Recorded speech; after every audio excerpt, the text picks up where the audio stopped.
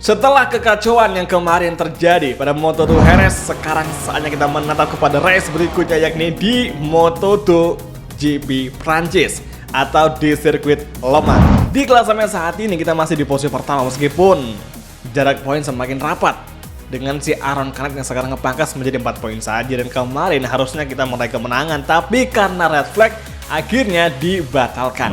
Dan sayangnya di kualifikasi motor kita kurang perform, alhasil Asep Surasep akan start dari posisi ke-18. Cukup mengecewakan, tapi ya inilah realitanya. Oncu Aron Canet Ramirez akan start dari barisan terdepan, sementara itu untuk Diogo Moreira yang menjadi rival kita di 3 race kemarin, dia akan start dari urutan keempat. Ya ini mereka sangat diuntungkan dari hasil kualifikasi, tapi ketika race berlangsung gue jamin pasti bakal ada perbedaan. Dan sekarang gue bakal pakai soft depan belakang agar menunjang performa dari Asep Surasep di Moto2 GP Le Mans. Kalau gitu langsung saja kita mulai round keempat di Moto2 karir MotoGP 2025. Here we go.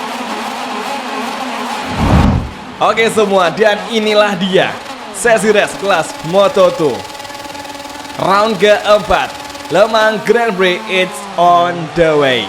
Berhati-hati di first corner, first sector, sebisa mungkin hindari tabrakan, sebisa mungkin hindari sebuah kesalahan agar kita bisa prospek kedepannya untuk posisi yang lebih bagus. Dan sekarang di Dunlop Chicane kita ambil outside line, kemudian inside line di tikung keempat, exit corner.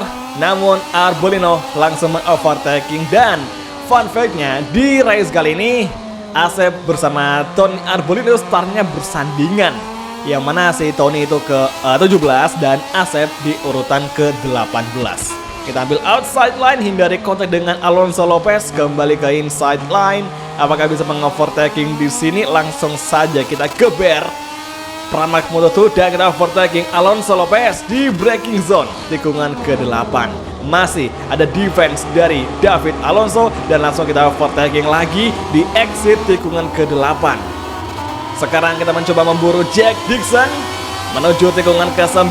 Apakah di sini Asep bisa melakukan aksi overtaking di tikungan es kecil? Ternyata masih belum bisa. Sabar dulu. Oke, ada momentum. Langsung kita overtaking. Masih kembali side by side. Aduh, lepas lagi Jack Dixon di urutan ke-9. Masuk ke Lasitor, overtaking datang dari David Alonso. Cukup keras dan terpaksa kita melewati area track limit dan dapetin satu peringatan dari MotoGP Stewart akibat track limit, dan kita diharuskan turun satu posisi. Oke, kita turutin ya, dan kita berikan P10 kepada Sergio Garcia. Oke lah, kita overtake lagi, cukup mudah, dan sekarang top 10 sudah kita raih. Aron Canet di pole 1 dan Marco Ramirez kedua, Oncu ketiga. Hati-hati di belakang ada Sergio Garcia mencoba overtaking Asep, namun belum bisa. Kita berhasil mendefend dan menutup jalur yang ingin dimasuki oleh pembalap yang ada di belakang, yakni Sergio Garcia. Entry corner, masuk perlahan. Lap kedua kita masih top 10, dan kalau performa pembalap yang lainnya bakal sekencang ini, itu akan sangat sulit bagi Asep menembus top 5. Apalagi top 3, itu mustahil parah. Tapi ya let's see aja, karena dengan tingkat kesulitan segini, ini benar-benar realistis sekali. Ngikutin bagaimana performa kita berjalan. Oke, keluar dari tikungan ke-8, backstride, exit kembali. Nah saat ini kita memiliki misi untuk lebih kemarin kan kita juga balapan tuh dikasih misi untuk ngalahin si Diogo Moreira. Sekarang kita dikasih misi lagi buat ngalahin Diogo Moreira sebagai kayak lebih memperjelas bahwa itu lebih unggul daripada si Diogo Moreira. Dan sekarang kebetulan Diogo Moreira berada di posisi dan kita akan overtaking di tikungan ini, tepatnya di tikungan ke-11-12. Dia melebar, langsung kita ambil jalurnya. Hati-hati, semoga tidak kontak, dan luar biasa, langsung Asep bisa mengovertaking Moreira di tikungan ke-12. Saat ini tikungan ke-13, 14. Oh hati-hati, kita agak melebar tadi dan malah di overtaking sama Diego Moreira. Karena kita melebar, akhirnya kita kehilangan posisi, dan it's okay, nggak masalah. Masih panjang balapan di seri Le Mans ini. Entry corner menuju Dunlop Chicane, dan kini Diego mendefend. Gila, dia ngedefense-nya dalam banget cuy. Namun kita berhasil mengovertaking di tikungan keempat. Cukup mudah, easy peasy lemon squeezy. Dan sekarang di tikungan kelima, tikungan keenam, Gap dengan leader itu 2-3 detik bahkan, dan Diego Moreira kembali melawan. Oke, kalem-kalem. Kadang tuh ya itu agak susah untuk nyebutin namanya si Diego Moreira. Kan nama aslinya si Moreira kan Diego Moreira. Tapi kadang karena penyebutannya lebih enak Diego, makanya gue suka sebutnya dia Diego. Dan elah track limit cuy. Dan entah kenapa setelah ada update ini untuk icon dari track limit ngebug cuy. Jadi kayak barnya yang kita kena peringatan itu bukan warna putih tapi warna hitam, dan ini nggak kelihatan udah berapa peringatan yang kita dapetin dari MotoGP Steward. Ini bug yang harusnya diperbaiki sama nanti MotoGP game.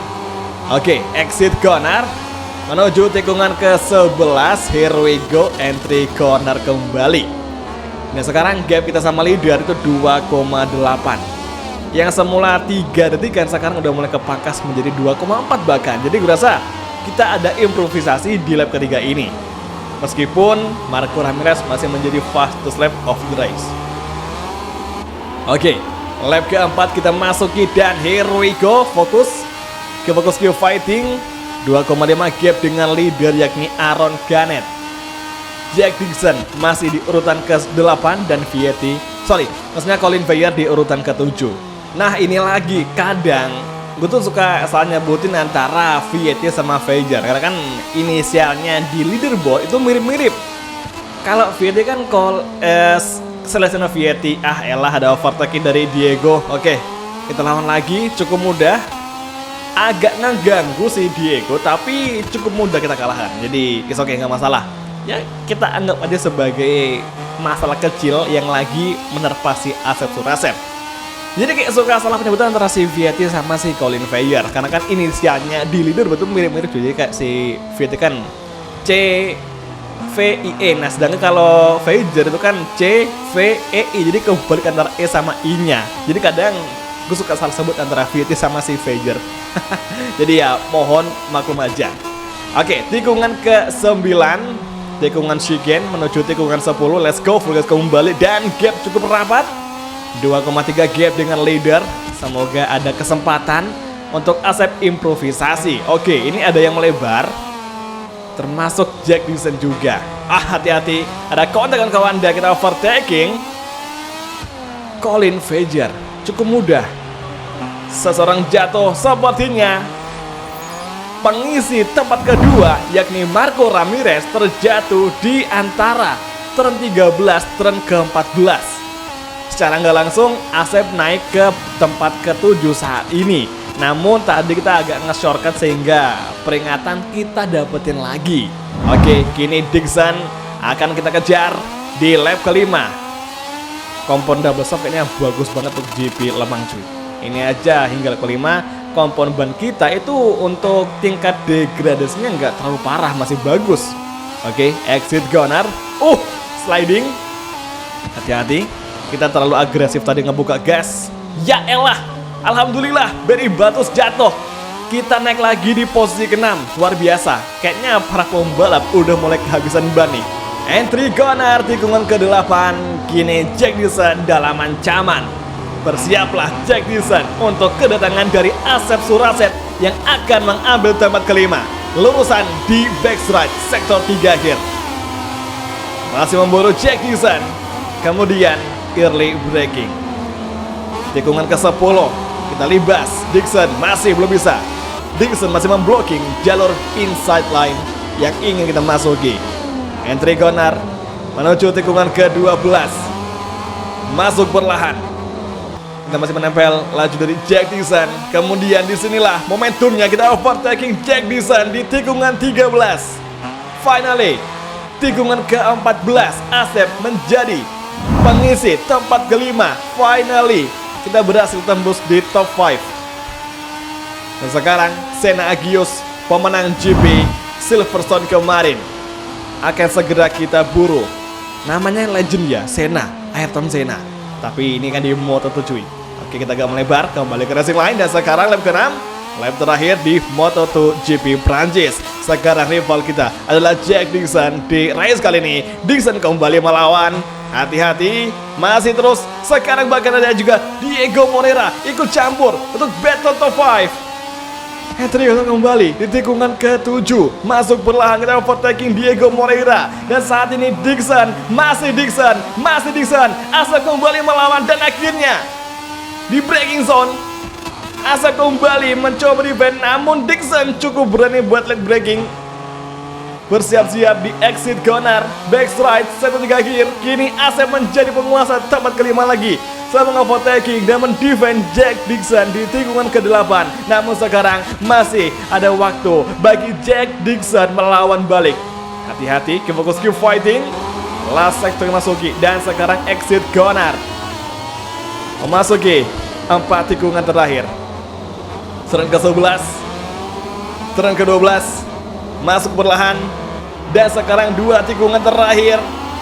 Finally, Asep Surasep meskipun tidak menang, tidak podium, tapi kita berhasil comeback dari start ke-18 menuju posisi kelima di GP Le Mans. Finally, race-nya sangat mengharukan, yang sangat penuh perjuangan bagi Asep di GP Prancis.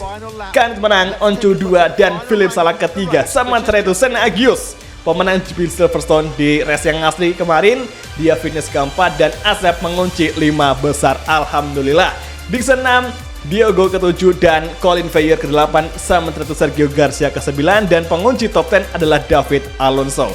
Tony finish ke-12 dan di posisi paling belakang ada Jorge Navarro sama Alex Escrit. Kalau tadi nggak ada 2 rider yang jatuh, kemungkinannya kita nggak akan finish di 15. Jadi thank you buat Barry Baltus dan juga Marco Ramirez yang udah jatuh tadi. Nah, di klasemen ya akhirnya kita tergusur dari puncak karena Aaron Canet yang menang. Sekarang dia menguasai puncak dengan unggul 10 poin dari Asep yang ada di tempat kedua. It's okay, nggak masalah. Toh motor kita juga kalau secara performa itu bukan motor yang diwajibkan untuk battle perebutan gelar juara dunia. Untuk tembus 5 besar itu udah sangatlah bagus sekali. Pokoknya intinya sih kita bakal realistis aja menghadapi perjuangan di kelas Moto2 ini. Ya cukup-cukup nanti ketika udah ada bursa transfer kita ada tawaran dari tim yang paling top di kelas Moto2. Jadi oke semua, kalau gitu terima kasih nonton dan sampai ketemu lagi di video MotoGP 25 kali untuk episode selanjutnya. Thank you, bye dan ciao guys, sampai jumpa.